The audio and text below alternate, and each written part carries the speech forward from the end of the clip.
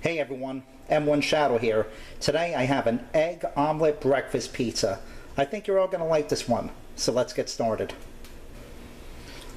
So what we have here is 3 eggs, and what we're going to do, we're going to add some black pepper, some salt,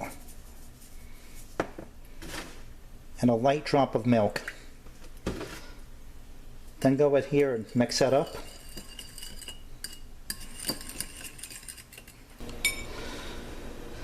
So here we have our flatbread on a pizza screen, and let's go ahead and put some of that egg mixture on there.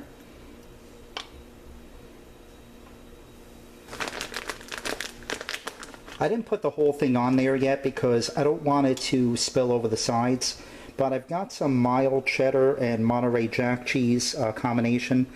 Let's go over here, and what I actually want to do is come out and overlap near the edge a little bit. That'll kind of help keep the egg intact.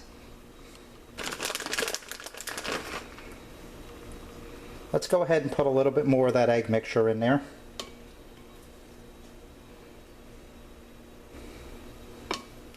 It started to run off the side, so I just put a paper towel here.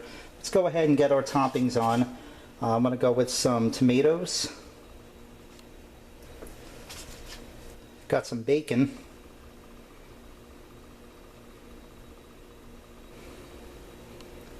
And we got some mushrooms.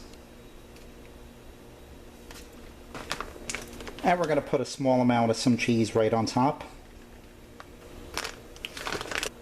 We're now going to go ahead and throw this in the oven. It's preheated at 450 degrees, and this should only take about 7 to 10 minutes. And there you have it. Our egg omelet breakfast pizza is done. I'm going to let you all in on a little secret though. It's not breakfast. It's actually a little after 6:30 at night. But that's when I figured I would make this. Anyway, let's give it the taste test.